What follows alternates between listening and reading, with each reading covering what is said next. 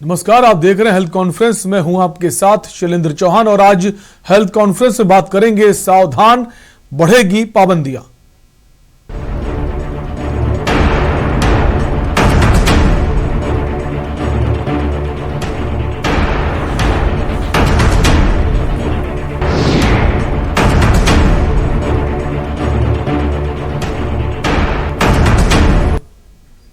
दिल्ली में weekend curfew के फैसले के बाद उत्तर प्रदेश में भी सख्ती का दौर लौट सकता है। कोरोना और नए वेरिएंट ओमिक्रॉन के बढ़ते मामलों को देखते हुए यूपी में कई पाबंदियों पर विचार किया जाएगा। चुनावी रैलियों के बीच नाइट कर्फ्यू के बाद प्रदेश में वीकेंड कर्फ्यू भी लागू हो सकता है, जिसको लेकर कोरोना के संबंध में टीम 9 शाम 6:30 बजे के आसपास बैठक करेगी और ये फैसला लिया जा सकता है। इसी पर हम बात करेंगे, उससे पहले ये रिपोर्ट देखिए।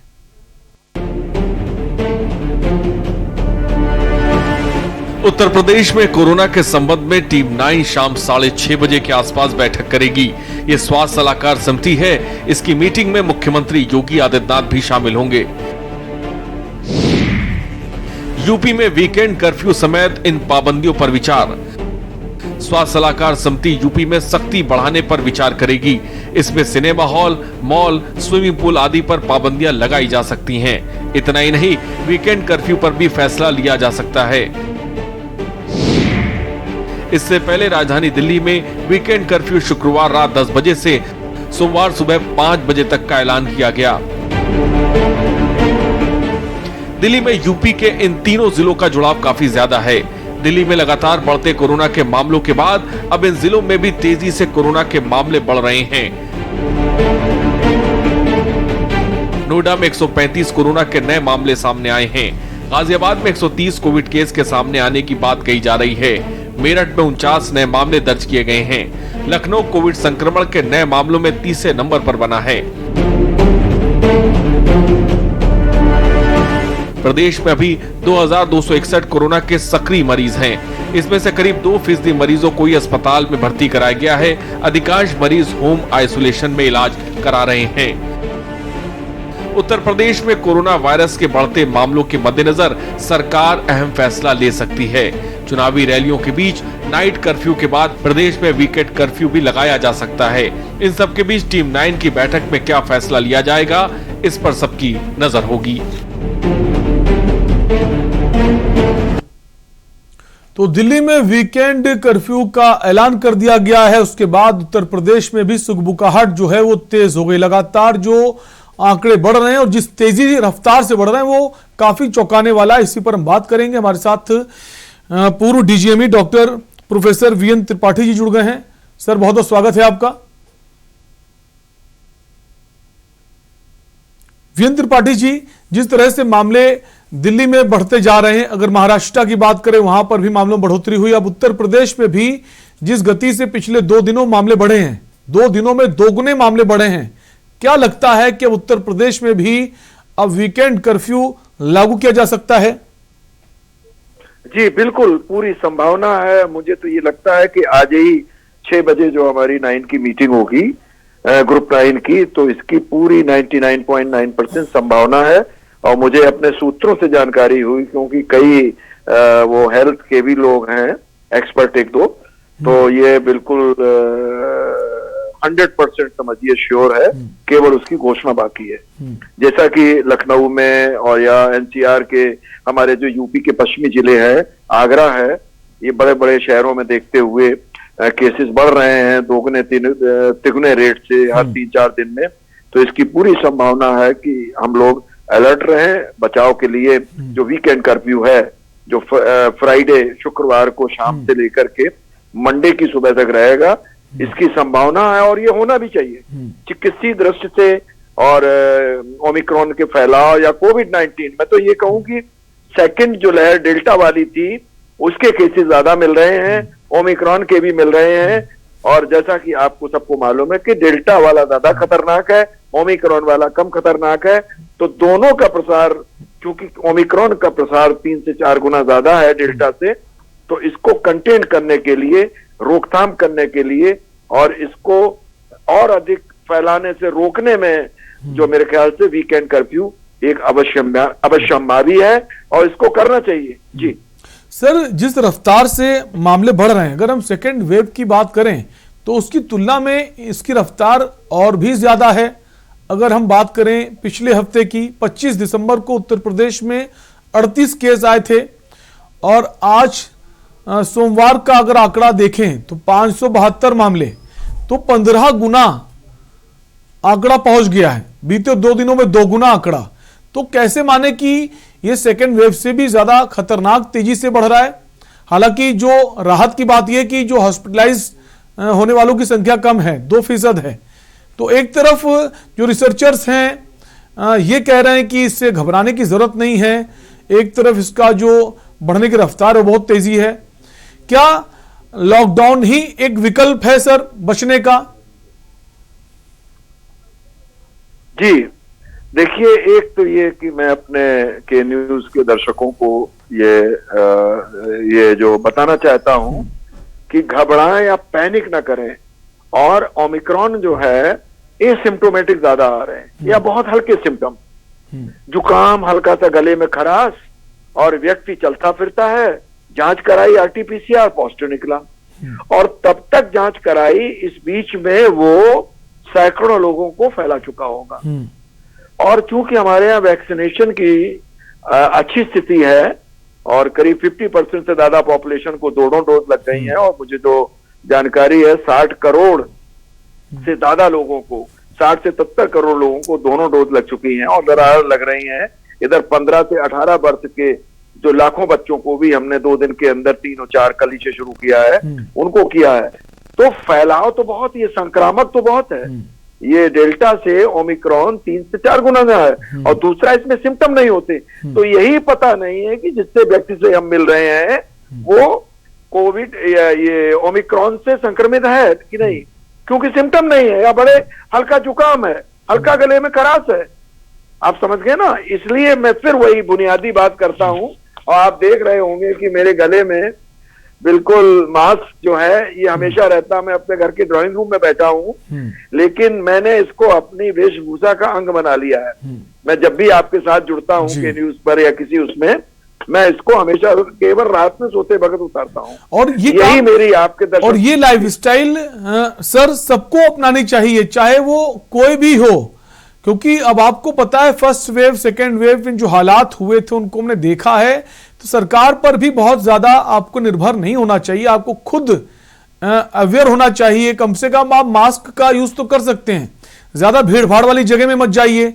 क्या लॉकडाउन जब तक सरकार नहीं लगाएगी उसके अलावा क्या आप एहतियात नहीं बरत सकते हैं? क्योंकि अब आपको भी संभलना होगा, समझना होगा सर, क्योंकि सिर्फ लॉकडाउन ही विकल्प नहीं है, खुद की सेफ्टी आपको खुद करनी होगी। इतना तो हम सीख ही सकते हैं पिछले दौरों से सर। पिछला जो दौर रहा है इतना भयानक दौर रहा है, कितने लोगों ने जान गंवा दी सर। जी बिल्कुल, आपने बिल्कुल सच कहा, उससे पूरा मैं सहमत हूं। लॉकडाउन इसका इलाज नहीं है। अस्पतालों में इंफ्रास्ट्रक्चर बढ़ाना इसको कंट्रोल नहीं कर पाएगा। मैं फिर कह रहा हूं, आज दुनिया के बड़े बड़े देश, आप सहमत होंगे, हमारे दर्शक जानते हैं पढ़े लिखे, अमेरिका, यूरोप के सारे देश, बड़े बड़े जो देश हैं, जो बड़े आर्थिक रूप से बहुत ज्यादा हमसे ज्यादा है, वहां पर हाहाकार मच गया। तो केवल इंफ्रास्ट्रक्चर या उससे नहीं केवल होगा, ये छोटी छोटी चीजें जो हमने, जैसा कि आप भी बार बार बताते हैं, हम बार बार बताते हैं कि कृपा करके स्वयं उसका पालन करें। टीके जरूर लगाएं, जो नहीं लगाता उसको मोटिवेट करें। और सबसे बड़ा ये है मास्क, मास्क का प्रयोग करें, घर से निकलते ही मास्क लगा लें। और समझिए अपनी वेशभूषा, हम शर्ट पहनते, कोट पहनते, तो मास्क क्यों नहीं पहनते? इसके अलावा भीड़ भाड़, रिश्तेदारी, मैंने 1 साल पहले आपके इस माध्यम से, के न्यूज के बहुत ही पॉपुलर माध्यम से कहा था लोगों से, 1-1.5 साल तक हम रिश्तेदारी भूल जाएं, हम शादी ब्याह भूल जाएं, हम पार्टी भूल जाएं, हम मीटिंग में न जाएं, भीड़ भाड़ में न जाएं, तो शायद इस पर कंटेनमेंट है। वैक्सीनेशन केवल कुछ नहीं कर पाएगा। वैक्सीनेशन इसकी गंभीरता को कम करता है, हॉस्पिटलाइजेशन कम होता है, लेकिन रोग का फैलाव हमें मास्क और सोशल डिस्टेंसिंग और हाथों की साफ सफाई से ही मिलेगा। मॉर्टेलिटी यानी मृत्यु दर कम है, लेकिन इसका फैलाव बहुत ज्यादा है। हाँ, अगर कोई उम्र ज्यादा है, जैसे वरिष्ठ हैं, 60-65 हैं, कोविड है, हाइपरटेंशन, डायबिटीज, किडनी, गुर्दे की बीमारियां हैं, जो 50 साल के ऊपर करीब 25 से 30% पॉपुलेशन को है, गर्भवती माताएं हैं, और भी जो कुपोषित लोग हैं, उनका खतरा ओमाइक्रॉन से भी उतना ही है डेल्टा के जितना था। चौहान जी, ये समझिए कितनी बड़ी बात है। बिल्कुल। और जो फर्स्ट वेव से लेके सेकेंड वेव तक हमने लगातार हेल्थ कॉन्फ्रेंस प्रोग्राम किया, उसमें हमने दर्शकों को तमाम बातें कही, सरकार ने कई गाइडलाइंस जारी की, कई प्रोग्राम्स चलाए, विज्ञापन के जरिए लोगों को अवेयर किया, उसके बावजूद लापरवाही इतनी है। हम तस्वीरें देख रहे थे दिल्ली के बाजारों की सर, अभी कुछ दिन पहले वहां पर इस कदर भीड़ थी, पूछे मत। और भीड़ का आलम यह था कि लोग एक दूसरे से चिपके जा रहे हैं और लगातार केसेस भी बढ़ रहे थे। तो अब सरकार तो आपको बाहर आकर आपको हिलाकर नहीं संभालेगी ना कि आप भीड़ मत कीजिए, सरकार सख्ती लागू करेगी। सख्ती लागू करने के बाद मुश्किलात तो उनको होती जो छोटे दुकानदार होते हैं, जो डेली गुजर बसर करने वाले लोग हैं, उन पर सबसे बड़ी मार पड़ती है। जिनकी सरकारी नौकरियां, उनको तो कोई फर्क नहीं पड़ता सर, वो तो घर से काम कर लेंगे, वर्क फ्रॉम होम कर लेंगे। प्राइवेट नौकरी वाले को फर्क नहीं पड़ेगा, थोड़ी सैलरी डिडक्ट हो जाएगी, लेकिन जो डेली कमाने खाने वाले हैं उनके बारे में तो लोगों को सोचना चाहिए सर। जी, लॉकडाउन से जैसा कि आपने कहा, हमें तात्कालिक मदद मिलती है। जैसे उदाहरण मैं बताऊं, कहीं आग लगी हुई बहुत ज्यादा, हमने फायर ब्रिगेड से मंगाया, आग को बुझा दिया। आग क्यों लगी, दोबारा ना लगे, ये हमें खुद ही करना पड़ेगा, ठीक है ना। लॉकडाउन हमारी आर्थिक जो व्यवस्था है, सोशियो इकोनॉमिक कंडीशंस हैं, हम फ्रांस, जर्मनी से, ऑस्ट्रेलिया से तुलना नहीं कर सकते अपने को। तो अगर सरकार के साथ साथ जनता भी एहतियात बरते तो मेरे ख्याल से लॉकडाउन लगाने की आवश्यकता नहीं है। क्यों, लॉकडाउन से गरीब आदमी, सोशियो इकोनॉमिकली जो पुअर है, लेबर है, श्रमिक है, रोज कमाने खाने वाला है, ये बेचारे भुखमरी की उस पे आ जाते हैं। और सर सबसे खास बात यह है कि इसका कोई प्रमाण भी हमारे पास नहीं है कि आपने अगर वीकेंड लॉकडाउन लगाया तो उससे आंकड़े कब हों। क्योंकि अगर वीकेंड लॉकडाउन अगर आप घोषित कर देते हैं तो लोगों को पता है सैटरडे संडे मार्केट बंद रहेगी, सब कुछ बंद रहेगा, वो फ्राइडे की शाम तक एक भीड़ मास में उमड़ती है कि उन्हें पता है कल परसों से बंद रहेगा, तो और ज्यादा भीड़ बढ़ती है। और जो काम छूट जाते हैं फिर आदमी मंडे को वेट करता है कि मंडे को निकलेंगे, अपना काम निपटाएंगे, तो संडे के बाद फिर मंडे को वही माहौल देखने को मिलता है। तो क्या सरकार को भी एक पॉलिसी चेंज करनी चाहिए वीकेंड लॉकडाउन को लेकर, या फिर दूसरी तरीके से कुछ और नियम बनाने चाहिए? आपने ये कहा है, एक्चुअली ये नीतिगत निर्णय है, और हमारे जो ग्रुप 9 के लोग हैं, जिसमें कि बड़े ब्यूरोक्रेट्स हैं, माननीय मुख्यमंत्री जी खुद अटेंड करते हैं, स्वास्थ्य और चिकित्सा शिक्षा के मंत्री इसके साथ और लोग हैं, तो ये उस लेवल पे निर्णय लेने की बात है। लेकिन जो वीकेंड कर्फ्यू है या वीकेंड जो लॉकडाउन जिसे कहते हैं कि सैटरडे संडे बंद रखेंगे, उससे हेल्प तो मिलती है। अब ये नीतिगत निर्णय है, तो इसमें शासन को, माननीय मुख्यमंत्री जी को निर्णय लेना ग्रुप 9 की एडवाइस से, इस पे मैं नहीं कह सकता हूं। सर मेरे साथ दिनेश त्रिपाठी जुड़ गए हैं, ब्यूरो चीफ है यूपी के लखनऊ से। दिनेश, जिस तरह से दिल्ली में आज ये ऐलान किया डीडीएमए ने कि अब वहां पर वीकेंड कर्फ्यू रहेगा, अब जो सुगबुगाहट है उत्तर प्रदेश में भी अब ये वीकेंड लॉकडाउन लग सकता है, ऐसी खबरें आ रही हैं। और आज मुख्यमंत्री से कुछ ही देर बाद मीटिंग भी करने वाले हैं, टीम 9 की बैठक बुलाई है।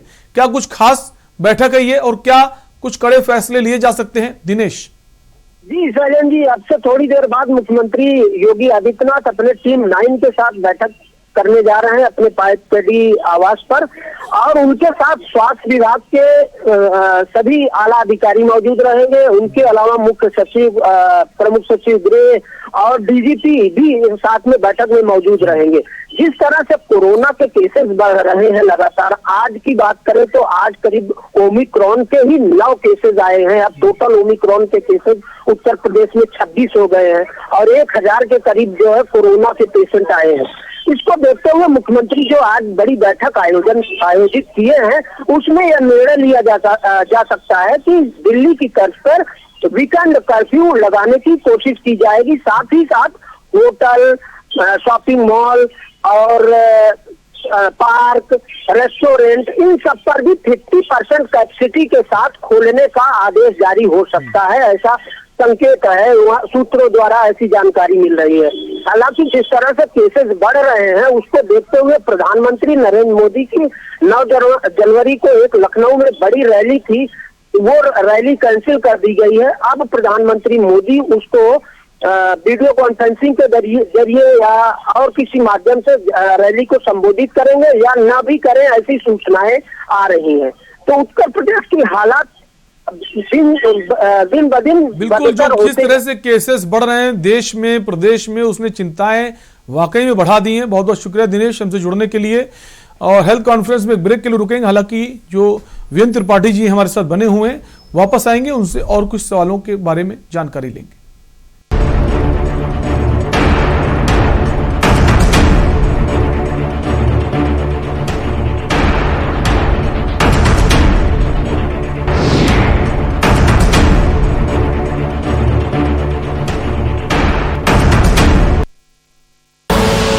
आप देख रहे हैं के न्यूज, खबरों का सारथी। विश्व पटल पर अपनी नई पहचान कायम करता, सबका साथ, सबका विकास, सबका विश्वास मंत्र के साथ आगे बढ़ता ये योगी राज का नया उत्तर प्रदेश है। प्रदेश में गरीब के सिर पर पक्की छत है, निर्बाध बिजली का उजाला गांव को रोशन कर रहा है। रसोई में धुएं से निजात दिलाने के लिए उज्ज्वला योजना से एलपीजी गैस कनेक्शन योगी सरकार की ईमानदार सोच और दमदार काम से ही संभव हो पाया। मान सम्मान, सिर उठाकर चलने का अभिमान, ये है नए भारत के बदलते उत्तर प्रदेश की पहचान। बदलाव, सोच ईमानदार, काम दमदार। जुबान के लिए उड़ चला गैरों की ज़मीं पर, खुशबू अपने पन की ढूंढता। दूर कितना भी जा, इस जुबान से दूर ना जा पाओगे। जुमन, बोलो जुबान केसरी। नमस्कार। कोरोना का एक नया वायरस आया है, ओमिक्रॉन। ये बहुत तेजी से फैलता है। आपका बेटा, आपका भाई होने के नाते मुझे आपकी सेहत और आपकी ज़िंदगी की बहुत फिक्र है। हाथ जोड़ के आपसे विनती है, घर से कम बाहर निकलें, हमेशा मास्क पहन के रखें। मास्क बहुत बहुत ज़रूरी है और मास्क को सही तरीके से लगाएं। सोशल डिस्टेंसिंग का पालन ज़रूर करें और बार बार साबुन से हाथ धोते रहें। अभी तक जिन्होंने कोरोना वैक्सीन नहीं ली वो कोरोना वैक्सीन भी जरूर ले लें। हम 2 करोड़ दिल्ली वासियों ने जैसे पहले कोरोना का मुकाबला किया था, वैसे इस बार हम सब मिलके ओमिक्रॉन को भी हराएंगे। आपकी सलामती के लिए जो भी ज़रूरी कदम है हम उठाएंगे। हमें अगर कुछ रेस्ट्रिक्शंस लगाने पड़े तो प्लीज़ उनका पालन ज़रूर करना। वो केवल आपकी सेहत और सलामती के लिए हैं। हमेशा की तरह इस बार भी मुझे आपका साथ चाहिए। हर दिल्लीवासी अगर नियमों का पालन करेगा तो इस बार भी कोरोना जरूर हारेगा। जय हिंद।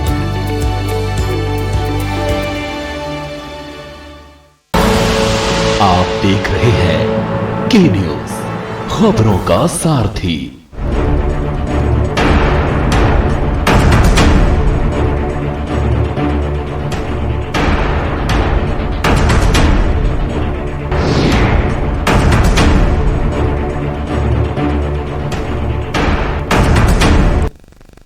ब्रेक के बाद आपका स्वागत है। आप देख रहे हैं हेल्थ कॉन्फ्रेंस और बात करें जिस तरह से देश में अलग अलग राज्यों में लगातार कोरोना और ओमिक्रॉन के मामले बढ़ रहे हैं, चाहे महाराष्ट्र की बात करें, waste Bengal, Kerala, Delhi.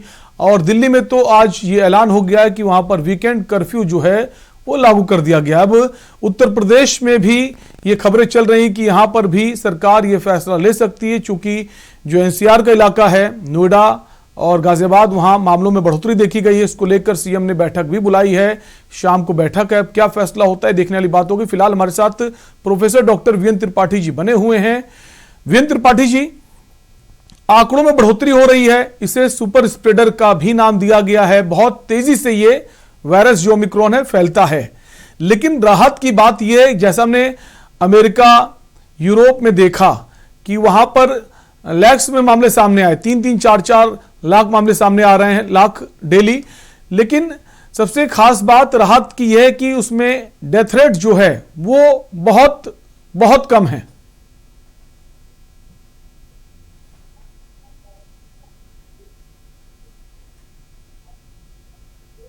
Sir VN Tripathi ji, क्या आप हमें सुन पा रहे हैं? हाँ जी, यस सर, सवाल है कि एक राहत की बात है, भले इसको सुपर स्प्रेडर बोलें, लेकिन इससे जो डेथ के नंबर्स हैं वो बहुत ज्यादा नहीं हैं।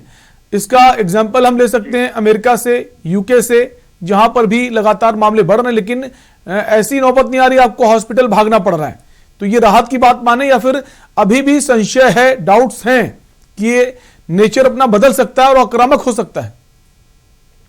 देखिए शैलेंद्र जी, हम वी लर्न फ्रॉम और कंट्रीज। दुनिया बहुत छोटी, WHO पूरा इसको मॉनिटरिंग कर रहा है। और अभी साउथ अफ्रीका, जहां से ये ओमिक्रॉन शुरू हुआ था, जहां से शुरुआत हुई, जहां से पहले इसको रिकॉग्नाइज किया गया, उनके आंकड़े लें, फिर यूरोप के आंकड़े लें, तो उससे ये बिल्कुल साफ है कि अगर वो 60%, 50% न्यूमोनिया होती थी, तो इसमें हार्डली 10 से 15% लोगों को होगी। और दूसरा ये है कि ये गले तक जाता है, ऐसे समझ लीजिए गले तक। एयर जैसे सोर थ्रोट करेगा, गला लगेगा, आपको पक गया है, जुकाम होगा, हल्का बुखार होगा। और उसमें क्या था, डेल्टा में जो सेकेंड वेव थी कि सीधे निमोनिया, ऑक्सीजन सैचुरेशन नहीं गिरता है इसमें ओमिक्रॉन में 99% केसेस में, लेकिन डेल्टा में ऑक्सीजन सैचुरेशन गिर जाता था 80-70 और पहुंचते गड़बड़ हो जाता था पेशेंट की हालत। तो ये अभी समझिए ये संतोषजनक बात है, या एक कह सकते हैं राहत की बात है कि ओमिक्रॉन के मामले जिसमें सीवियर निमोनिया होती है, ऑक्सीजन का लेवल गिर जाता है, वो नहीं है, दुनिया भर के हैं। तो फिर भी हमें इसको हल्के नहीं लेना है। वेरिएंट कभी भी किसी देश में पैदा हो सकता है। बीच बीच में खबरें आ रही हैं, कहीं फ्लोरा की आती, अभी कल परसों एक और खबर आई है। कब ये म्यूटेशन करके कुछ रूप धारण कर ले तो उसका पता नहीं।